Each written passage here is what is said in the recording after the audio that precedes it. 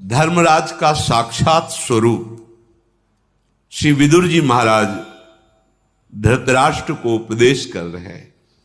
धृतराष्ट्र जी को जब संजय जी ने आकर के कहा कि वास्तविक आपका बड़ा पापाचरण हुआ, क्योंकि आपने पांडवों के साथ जानबूझकर छल कपट और उसको बर्दाश्त करते रहे, और सभा में द्रौपदी जी का आना, ये सब आप निश्चित समझो आपके पुत्रों का विनाश हो जाएगा, क्योंकि आपने पाप का बीज बो दिया, उसका समर्थन किया है।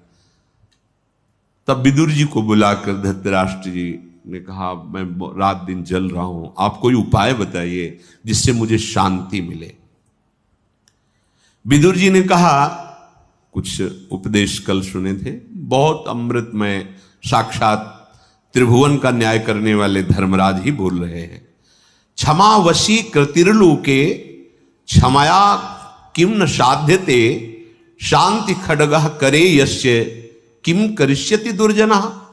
हे महाराज, जो परम सुख चाहता है, परम शांति चाहता है, बहुत ध्यान से सुनना, वो क्षमा को धारण करता है। वही बलवान है जो क्षमा को धारण करता है। जो दंड दे देता है, क्रोध करता है, लड़ाई झगड़ा करता है, वो बलवान नहीं है। बलवान है जिसने क्रोध दिलाया, अपराध किया, निंदा की, उसके प्रति क्षमा करना। ये क्षमा वशीकरण है। किसका? भगवान का। आप भगवान को वशीकरण कर लेंगे अगर क्षमा किया। देखो कैलाशपति बोल पड़े, उमा संत कहे यही बड़ाई, मंद करत जो करे भल। रावण ने लात मारी, विभीषण हाथ जोड़कर कह रहे, तुम पितु सरिस भले ही मुझे मारा, राम भजे हितना। ये देखो संत है, ये साधुता है। भगवान प्रसन्न हो जाते क्षमावान के ऊपर। मानो वो क्षमा वशीकरण से भगवान को अधीन कर लेता है। ये क्षमा आपके लिए तो बहुत मंगलमय होगी, लेकिन जो सामने वाला उपद्रव कर रहा है उसके लिए उमा क्षमा साप होते भारी। आपको ऐसा सोचना नहीं, तभी क्षमा टिकेगी, पर इसका फल होगा। कोई कह दे कि अगर उसको दंड नहीं देंगे तो मनमानी आचरण करता रहेगा, नहीं, आपका क्षमा उसको दंड दे देगा। उमा क्षमा साप होते भारी, अपने कर्म जाए अपकारी। वो अपकार करने वाला तो अपने कर्म से ही नष्ट हो जाएगा। तुमने जो क्षमा की वो सांप से भी बढ़कर उसको दंड देगी, पर तुम्हारा मंगल हो जाएगा। क्षमा से सब कुछ सिद्ध हो सकता है। क्षमया किम न साध्यते, तुम जो चाहो क्षमा से प्राप्त कर सकते हो। जब आप क्षमा नहीं करते तब आपका पुण्य भजन क्षीण होने लगता है, क्योंकि जो सोचोगे इसको दंड होना चाहिए। अगर वो दंड मिला तो आपकी पूंजी से जा रहा है ना वो, और क्षमा कर दिया तो पूंजी सुरक्षित और भाव भगवान को वश में करने वाला बन जाएगा। आप किसी को क्षमा करके देखिए, पर आप किसी और को क्षमा नहीं कर सकते, अपने को क्षमा कर सकते हैं। आप देख लो क्या दंड दिया आज तक आपने अपने को, कितने अपराध किए, कितनी गलतियां कर रहे हो, अपने को क्षमा कर रहे हो, और सामने वाले को उसकी छोटी सी गलती पर हाय हाय मचा दोगे। और आप यदि कहते हो कि क्षमा नहीं करना चाहिए, वो बढ़ जाएगा, तो धन्यवाद, आइए लौट के आप अपने ऊपर और दीजिए आप अपने को दंड कि आपने क्या गलतियां की। आप क्या गलती नहीं कर रहे, आप अपने को व्रत, उपवास, नियम, परिक्रमा, ऐसे नियमों में बांधिए कि मुझसे गलती हो गई, अब इसको मैं क्षमा नहीं चाहूंगा, मैं अपने आप को दंड दूंगा। क्या दंड दूंगा? अब रोज 3 परिक्रमा वृंदावन की करूंगा, इसके बाद एक बार अन्न पाऊंगा, फिर देखूं कैसे मन बदमाशी करता है। अब माना जाएगा कि आप महात्मा हो। अपने को तो सब कोई क्षमा कर रहा है, और दूसरे के जरा से दोष पे हम टूट पड़ते हैं। नहीं, महात्मा वही है जो अपने को क्षमा ना करे, दूसरे पर शासन करने की जो वृत्ति है उसको क्षमा कर दे। अपनी मन इंद्रियों को जो धर्म के विरुद्ध चले तो क्षमा नहीं, इनको दंड देना है गुरुजनों की अनुमति के अनुसार। इतना जप करते थे, अब इतना जप करने के बाद ही भोजन पाएंगे। 6 घंटे सोते थे, अब 3 घंटे सोएंगे, यह है दंड। ठीक है, ये 2 बार 3 बार पाते, अब 1 बार पाएंगे, अल्पाहार पाएंगे। अब ऐसा साधना में, और ये उसके मन को शासन मिले। अब आप जो आपकी अध्यात्म गति बढ़ती, पर हम अपने को तो क्षमा करते चले जा रहे हैं, और दूसरे के लिए क्षमा शब्द आने पर तर्क रख देते हैं कि फिर तो बहुत बढ़ जाएगा। ये लौट के आप भी तो सोचो अपने लिए। जिसके हाथ में क्षमा और शांति रूपी तलवार है, तो संपूर्ण संसार उसके साथ दुष्टता करे तो भी उसको रोष या जलन नहीं दे सकता, क्योंकि क्षमा और शांति रूपी तलवार से वो काट देता है। ये विदुर जी साक्षात धर्म बोल रहे हैं। ये समुद्र पर्यंत सारी पृथ्वी में दो प्रकार के लोग नष्ट हो जाते हैं। एक वो जो गृहस्थ होकर अकर्मण्य हो जाते हैं, कायरता धारण करके कार्यों में, कर्तव्य कर्मों में प्रवृत्त नहीं होते। फिर क्या होगा? फिर अकर्तव्य कर्मों को करोगे। इसीलिए इस साधना से, महापुरुषों के वचनों से, कि वो ऊंचाई नहीं प्राप्त होती, पर साधना से असाधन छूट जाता है। असाधन छूटते ही आपका हृदय ऊंचाई की तरफ चलने लगता है। जो गृहस्थ होकर अकर्मण्य है वो नष्ट कर लेता है अपने आप को, अपने परिवार को। अपने कर्तव्य का पालन करो। यहां कर्म का तात्पर्य कर्तव्य का पालन करना है। अगर कर्तव्य का पालन नहीं कर रहे हो, अकर्तव्य कर रहे हो, तब तो वैसे ही नष्ट हो जाओगे। और जो सन्यासी होकर, बैरागी होकर जीने के लिए व्यापार आदि कुछ भी ऐसे कार्य करता है, वो नष्ट हो जाता है। वैरागी का जीवन, प्रभु का भरोसा, रात दिन अपने गुरु के उपदिष्ट उपासना में लगना, अपने भरण पोषण की चिंता न करना। अपने भरण पोषण का जिम्मेवारी आराध्य देव गुरुदेव की है, हमें तो सिर्फ उनकी आज्ञा का पालन करना है। किसी भी तरह का कोई ऐसा कार्य न करना जिससे हम ये माने कि इसके द्वारा हमारा भरण पोषण होता है। हमारी जो आराधना है उस पर चले जा रहे हैं। योगक्षेमम वहां में हम गुरुदेव करेंगे, आराध्य देव करेंगे।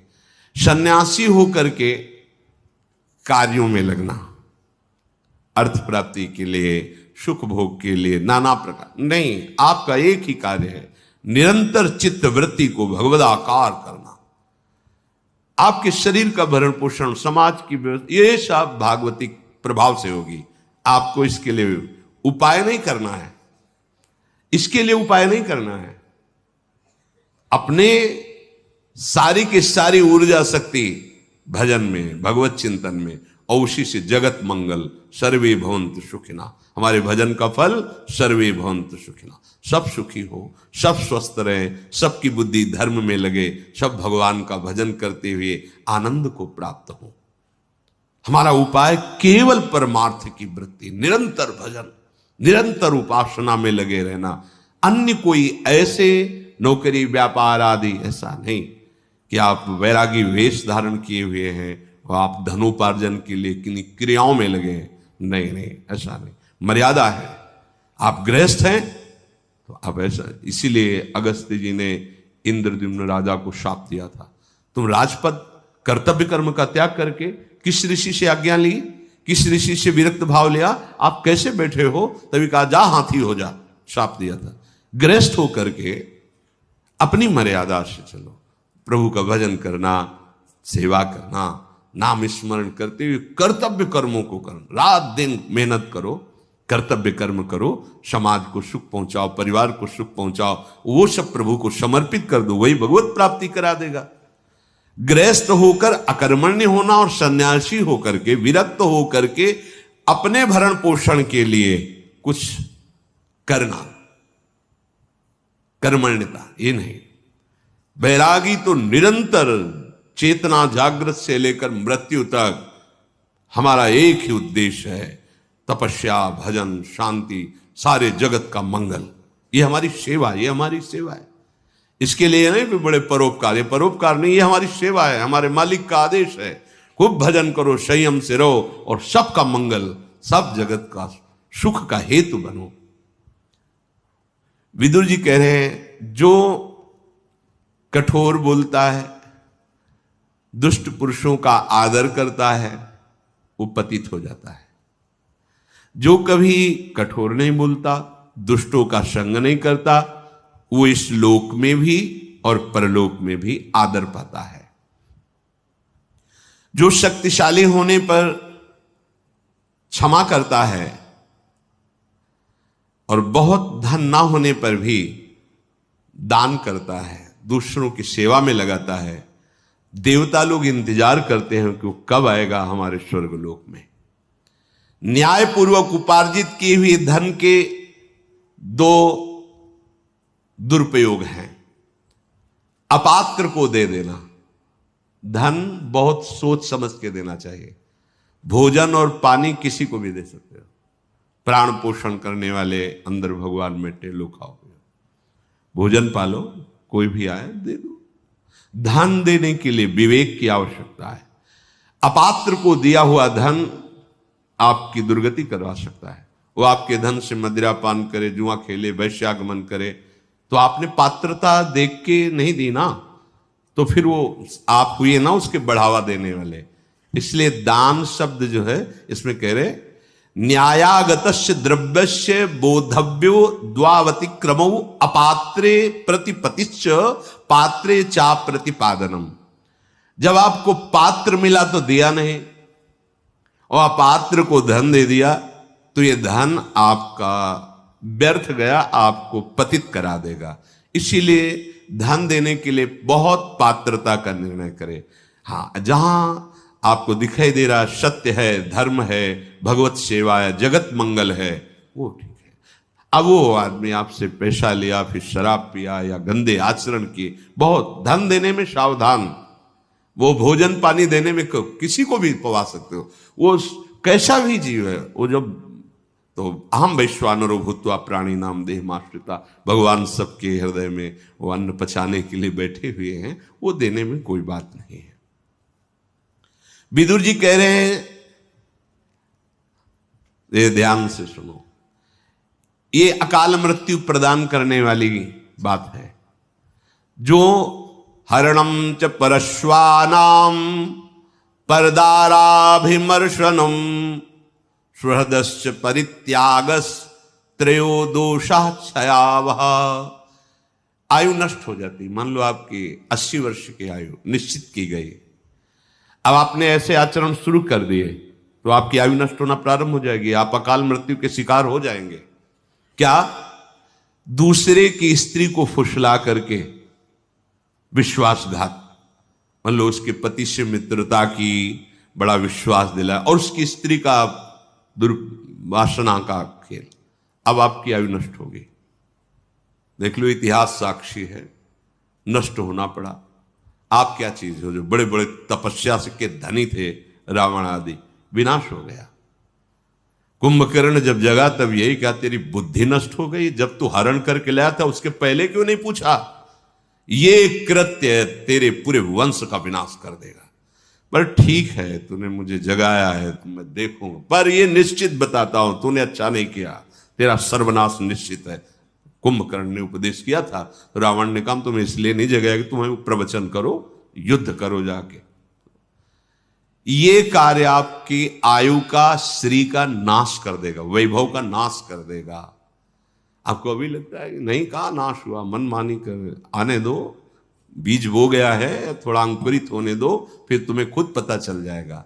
सबसे प्रार्थना है, कानून कानून है, नहीं खुल रहा है तो तुम्हें लग रहा है कि कोई नहीं जा, जिस दिन उसका फल आएगा तो उस दिन हो सकता है आपने वो कार्य ना किया हो जिसमें फंस रहे हो, पर भरपूर दंड मिलेगा आपको, क्योंकि जो जाना नहीं है वही कर्म इस समय ना होने पर भी वो दंड आपको भोगना पड़ेगा।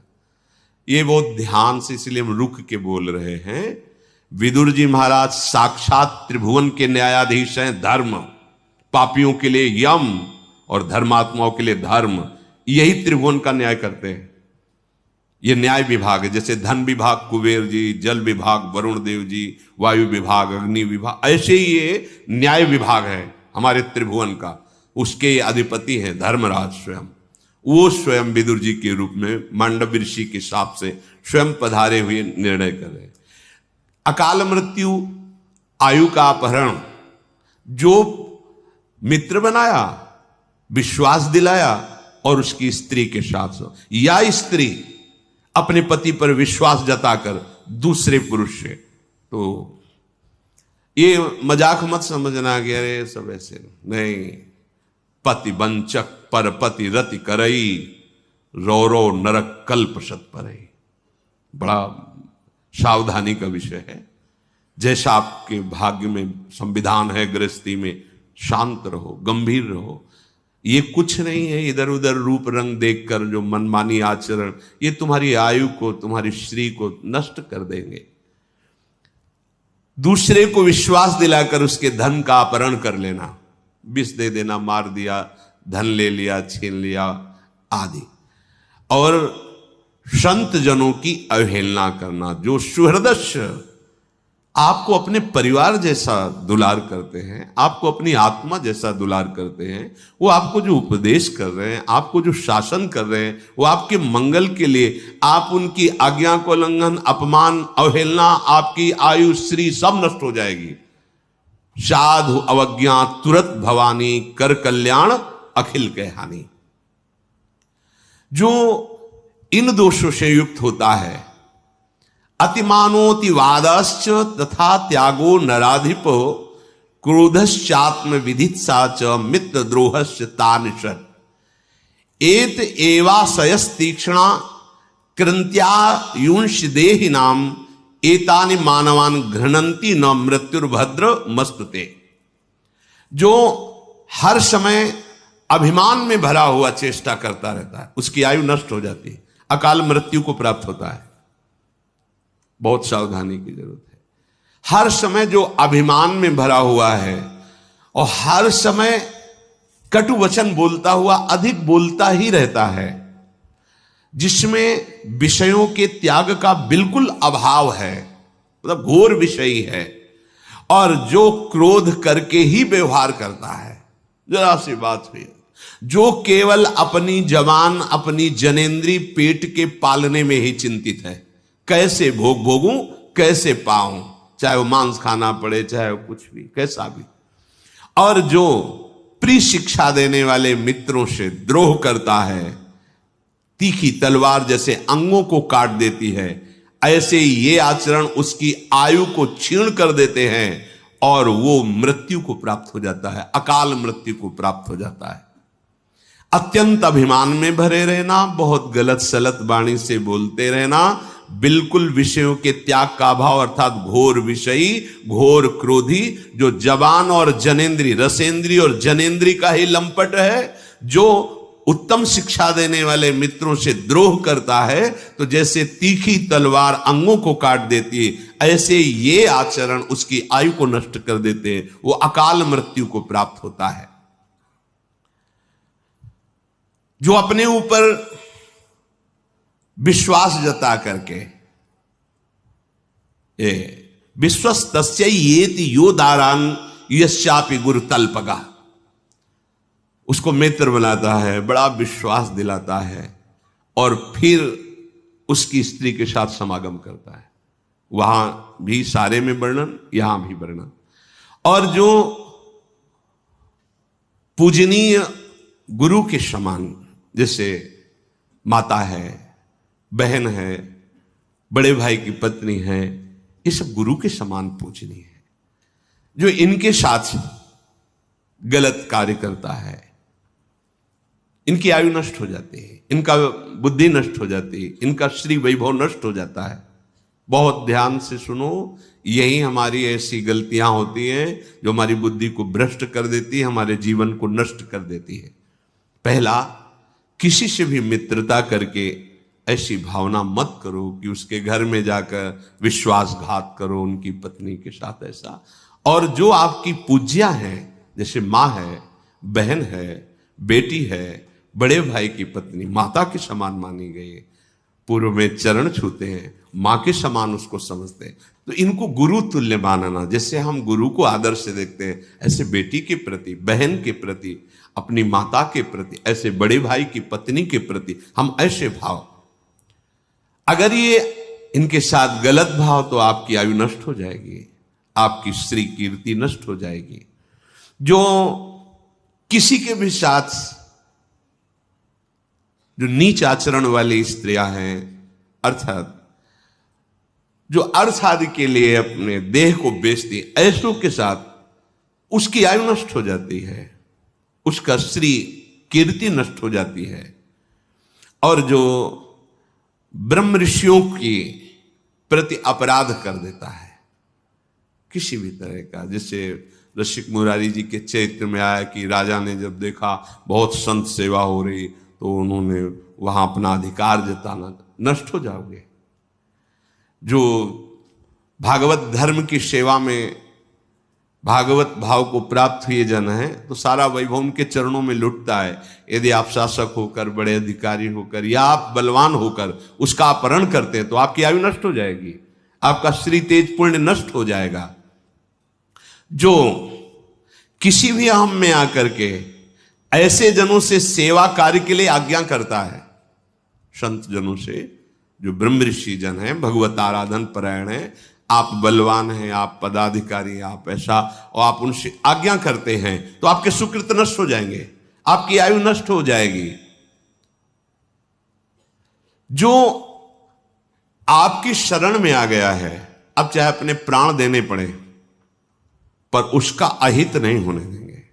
अगर वो शरणागत जो आपके समीप आया है, आपने धोखेबाजी करके उसकी हत्या करवा दी या आपने कर दी, तो इन सब की आयु चाहे जितना प्रायश्चित करें, इनकी आयु लिखा है प्रायश्चित करने पर भी वेदों की आज्ञा है, सिद्धांत है कि उसकी आयु और वैभव नष्ट हो जाएगा। समय का इंतजार करो, ना तो ऐसे लोगों का संग करे, ना ऐसे कार्य करे।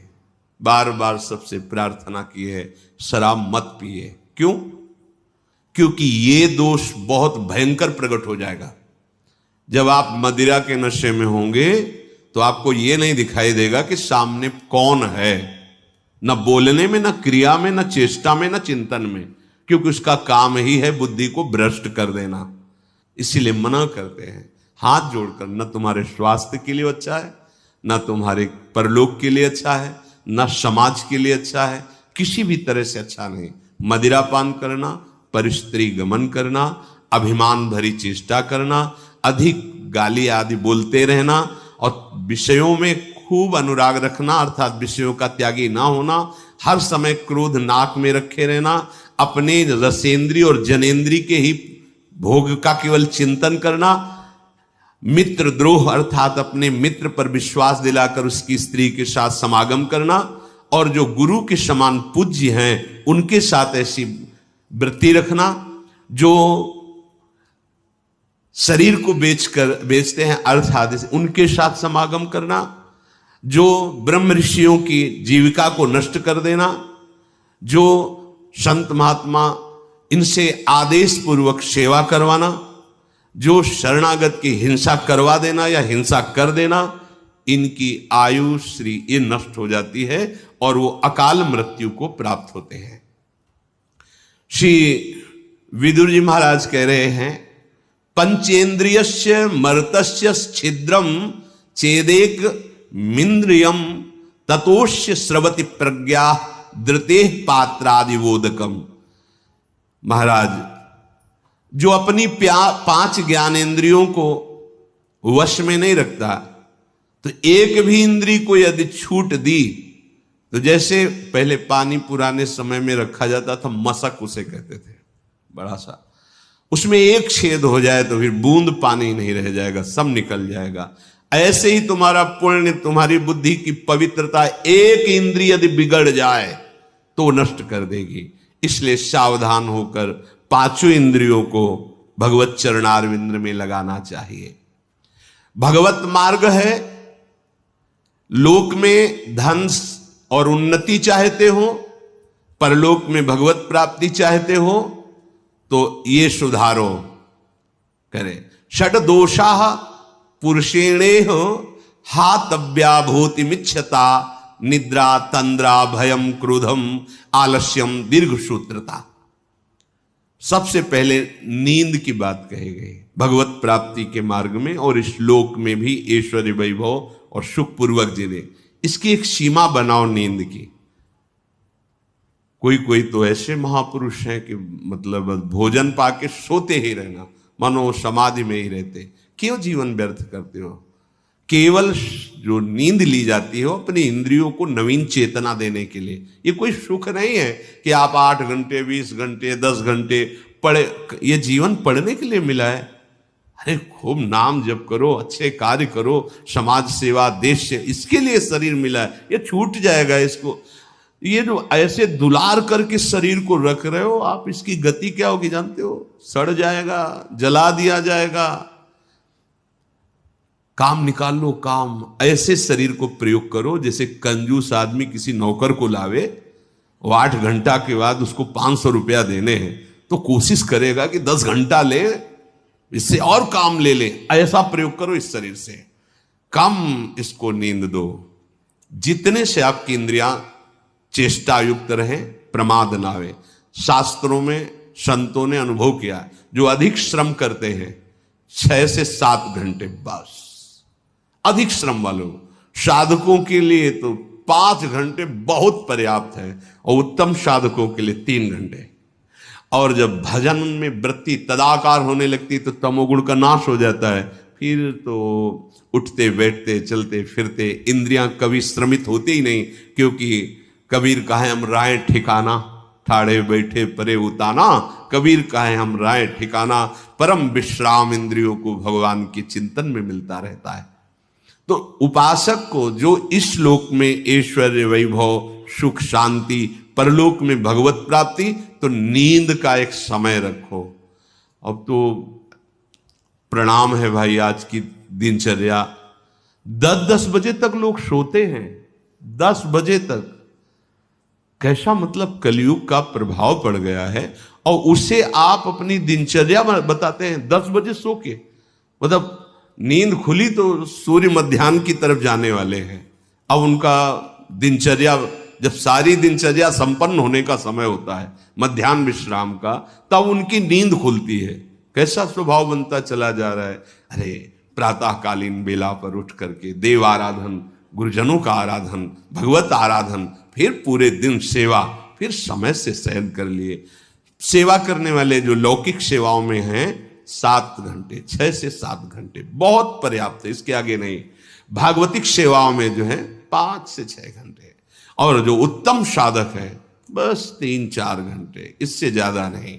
अगर इससे ज्यादा तो फिर आप प्रमाद कर रहे हैं। दूसरी बात, तंद्रा, अब बार बार जमुआई ले रहे हैं। अब एक समय सो लिया बस ठीक है, अब ज्यादा ऐसे कब माला छूट गया पता नहीं। हाँ माला चल रहा है, माला छूट रहा है, ऐसी साधना नहीं होती। ठीक से बैठो, पानी पास में रख लो, ऐसी स्थिति आवे चेतना जागृत करो, अभ्यास कर लो। फिर तो अब अगर मनाओ भी ना कि आ जाए नींद फिर वो कहती पहले हमें बहुत तुम परेशान क्यों, हम तुम्हें परेशान करेंगे, अब आएंगे ही नहीं। ना भाई, राधा राधा राधा। इसको एक बार आप कब्जे में करो तो फिर ये नाराज हो जाती है, नींद नहीं आएंगे, पड़े रहो तो अपने को तो अच्छा है, तुम मत आओ राधा राधा राधा राधा राधा। हाँ, तंद्रा, इससे बचो। ये सत्संग में भी आपको परेशान कर देगी, माला जपने में परेशान कर देगी। बिल्कुल बिल्कुल, ये बहुत, चाहे जितना सो, ये बहुत बड़ा दोष है। अगर आप स्वस्थ हैं तो मेरुदंड सीधी रखें, दोष बिल्कुल नहीं होगा। और वैसे झुक के, वैसे मतलब जैसे बूढ़े लोग बैठते हैं, और कुर्सी में, सब स्वस्थ है लेकिन कुर्सी में बैठना है। अरे काहे को बैठे हो कुर्सी में? ये शरीर किस काम का? वृद्ध हो, तुम्हारी टांग टूट गई है, तुम्हें दर्द हो रहा है, वो तो बैठ जाओ। अब नहीं हो तो इतना क्यों खाते हो, इतना बड़ा पेट कर लिए कि आपको कुर्सी में बैठना पड़े? हम जमीन में बैठो, नीचे बैठकर भगवत चर्चा सुनो, स्वस्थ है। भगवत चिंतन में, भजन में कुर्सी की जरूरत? अरे भाई होश में रहो, दैन्य भाव धारण। अगर आपको शरीर अस्वस्थता नहीं है, बोले टांगों में दर्द होता है, क्यों इतना वजन बढ़ा रहे हो? भजन बढ़ाओ। हाँ मतलब मूंग की दाल है, रोटी, घिया की सब्जी, अभी देखो सब गैस खत्म हो जाएगी। जो चीजें पेट को, लीवर को खराब कर रही है वो जमा है, पर ठूस ठूस के खाना है तो चर्बी पेट की चौड़ी होती चली जा रही है। अब ऐसे बैठेंगे तो वजन बढ़े, और वो परेशानी। कुर्सी में, दीवार में, एक दीक्षा ले आए, पहले उनके लिए कुर्सी लगे, क्यों भैया? बोले थोड़ा शरीर भारी, नीचे नहीं बैठना। नहीं, मंत्र लेने आए उनके लिए, पोसा नीचे बैठो, तुम्हारा हाथ पैर टूटा है। बोले नहीं, हमका नीचे बैठो, मंत्र ले, नीचे बैठो। शिष्य बनने आए, पहले उनके लिए आसन लगाओ। अब गुरुजी मंत्र दे रहे हो, हाँ ये शिष्यता है। अरे भैया यहाँ तो बहुत, इसीलिए ये जो तंद्रा है इस पर सावधान रहो। आप ये समझो कि आपको जो समय मिला बड़ा दिव्य है और ये तंद्रा आपको परेशान कर देगी, बिल्कुल सावधान। ये जो आपकी गांठों में दर्द होता है, आप वायु रोग जो हो गया है, अपच के कारण होता है। आप ऐसे वायु बढ़ाने वाले पदार्थ पाते हैं, आपको उसका ज्ञान है नहीं, तो वायु बढ़ती चली जाती, चर्बी बढ़ती चली जाती। काहे को इतना परेशान? सीधे सरल भोजन पाओ, सात्विक भाव पाओ, अल्पाहार करो और थोड़ा चलो, व्यायाम करो, तो आप इन दोषों से बच जाएंगे। मानिए बात। अब यहां से ठसाठस भरता चला जा रहा है, समय से जो नित्य क्रिया शौच आदि वो हो नहीं रही है, क्योंकि पानी पर्याप्त नहीं जा रहा, व्यायाम नहीं हो रहा, उचित आहार नहीं जा रहा है, तो अब फिर होगा क्या? फिर यही परेशानी आएंगी। तो भगवत मार्ग क्या, लौकिक सेवाएं भी आपसे नहीं हो पाएंगी। विदुर जी महाराज कह रहे कि तंद्रा को वश में करे और डर कभी ना अपने अंदर आने दे। हर समय हमारे साथ भगवान है। अगर हमारे विधान में चोट लिखी है, दंड लिखा है, तो लाखों लोग साथों हो जाएगा। अगर नहीं है तो कोई नहीं कर सकता। भगवान सर्व सामर्थ्यशाली हमारे साथ है, डर नहीं। निद्रा, तंद्रा, भयम और क्रोध है। क्रोध हमारे तप को, भजन को, पुण्य को नष्ट करता है। इससे किसी का लाभ नहीं, ना सामने वाले का है ना अपना लाभ है। क्रोध थोड़ा बहुत, अरे ऐसा लगता है कि भगवान मतलब यही क्रोध रखा है। क्रोध से किसी को लाभ नहीं मिलता। अगर कोई सोचे कि क्रोध से सुधार होता है, तो हमें लगता है क्रोध से सुधार नहीं होता। हाँ, शासन और क्रोध में अंतर है। शासन युक्त वचन आप स्वीकार करते हैं, आपने अपराध किया, आपसे गलती हुई, हाँ, तो आप ये भी उसका दंड स्वीकार कीजिए, आप ऐसे रहिए, अब आप इस तरह चले। ये क्रोध नहीं है, ये आपके मंगल विधान। क्रोध किसी को गाली देना, कड़वे शब्द करना, किसी को पीड़ा पहुंचाना कोई अपराध नहीं, जरा सी बात है और आप उसमें बहुत बड़ा झगड़ा कर लेते हो। इससे आपकी बुद्धि परमार्थ से विलग हो जाएगी और लोक में भी आपका मंगल नहीं होगा। विदुर जी कह रहे निद्रा, तंद्रा, भयम, क्रोधम और आलस्यम। आप अपने जीवन के साथ इस तरह का खिलवाड़ न करें। अगर हम समय से सो चुके हैं तो अब नींद के साथ हम लड़ेंगे। हमें आलस्य नहीं करना। मतलब कोई भी नियमावली जो आपके जीवन में मिली है उसमें आप प्रमाद मत कीजिए। आलस्य का तात्पर्य आप प्रमाद से, ऐसे नहीं, उसको अक्षरशः पालन कीजिए। उसमें अगर और सेवाएं आ गई तो फिर निवेदन कीजिए कि अमुक सेवा के कारण हमारी जो आपने दिनचर्या दी थी उसमें बाधा पड़ रही, आप इसका सुधार कीजिए, हमें बताइए कि हम कैसे अपनी दिनचर्या को कर पाए। प्रमाद के द्वारा मत छोड़िए। दीर्घ सूत्रता, कहा था ना कि अगर एक दिन पूरा न हो तो 2 दिन से उसको पूरा कर लेना चाहे, तो आज नहीं करते हैं, या आगे अपने वर्तमान की सेवा और भजन को आगे के लिए टाल देना, ये लक्षण भगवत प्राप्ति में बहुत बाधक है और लौकिक उन्नति में भी बाधक है। मनुष्य को परम मंगल प्राप्ति के लिए ये समझ लेना चाहिए कि उसका परम मंगल सत्य से ही होगा। असत से किसी का परम मंगल नहीं हो सकता। विदुर जी कहते हैं सत्य से कमाए हुए धन के द्वारा अगर सुख चाहते हो तो दूसरों को सुख पहुंचाने की चेष्टा करो। पशु पक्षी, साधु, महात्मा, देवता, भगवत आराधन, ऐसा नहीं कि आपने जो कमाया वो केवल अपने ही भोग के लिए नहीं, ये शास्त्रीय सिद्धांत है। और कर्म में प्रवीणता पूर्वक लगना, जिस कार्य में लगो बहुत एकाग्र होकर पूरा करके ही छोड़ो। अधूरा कार्य करने वाला स्वभाव नहीं होना चाहिए। जिस कार्य में लगो, भले सांसारिक कार्य है पर हम अपने प्रभु के लिए कर रहे हैं। तो आप एक अध्यापक हैं, अच्छी पढ़ाई, जितना आपको ज्ञान है वो ऐसा। आप एक डॉक्टर हैं, अच्छी दवा कीजिए, पैसे पर ध्यान मत दीजिए। आपकी जितनी योग्यता है मरीज को सुख पहुंचाइए। जहां जहां जिसको जो सेवा है, वो कह रहे हैं कि कर्मण्यता, एकाग्रता पूर्वक, प्रवीणता पूर्वक, किसी अन्य प्रभाव से नहीं, आपका कर्तव्य कर्म है। जैसे अब कोई गरीब आदमी, उसके पास पैसा नहीं है और बड़े रोग से ग्रसित है, और आपके पास खूब पैसा है, आप डॉक्टर हैं, तो आपको चाहिए कि आप उसको पैसे की प्रधानता रख करके निकाल दें। ऐसा ठीक नहीं है। भगवान ने आपको धन दिया है, आपको बुद्धि दी, आप में योग्यता दी, आप 4 लोग मिलकर उसका सहयोग कीजिए, स्वस्थ कीजिए। ये सेवा आपकी भगवत भजन बन जाएगा, भगवत प्राप्ति का हेतु बन जाएगा। आपको विद्या है, आप ट्यूशन पढ़ाते हैं दूसरों से, तो आपकी भी जीवन वृत्ति ठीक है। लेकिन कोई गरीब का बालक है, आप उससे ट्यूशन के पैसे मत लीजिए, उसी विद्या में उसको फ्री बैठा लीजिए। वो आगे चल करके पढ़ लिख कर ऐसा बनेगा जो आपके चरणों की वंदना करेगा कि अगर हमारे वो टीचर हम पर कृपा न करते तो मैं गरीब आदमी पढ़ ही नहीं सकता था। ये ध्यान रखने की बातें हैं। जो जहां है, ऐसी स्थिति में यदि कोई है तो हमें सहयोग करना चाहिए। 50 विद्यार्थी बैठते हैं जो आपको दक्षिणा देते, भेंट देते हैं, और उसमें 5 विद्यार्थी बैठे हुए जो भेंट नहीं देते हैं, गरीब हैं, तो आपका अलग से कोई थोड़ी पढ़ाना है, उसी में वो पढ़ जाएंगे और आपका भजन बन जाएगा। बस ये बातें हमें समाज में ध्यान रखनी। जहां जिसकी जो सेवा है, उस सेवा को भगवान की सेवा तभी मानी जाएगी जब आप सब में पैसे का ही भाव नहीं रखेंगे, अपने कर्तव्य कर्म पूरा करने की बात रखेंगे। तब अगर पैसे का भाव रखेंगे तो जहां भी हैं वहीं से भ्रष्ट हो जाओगे।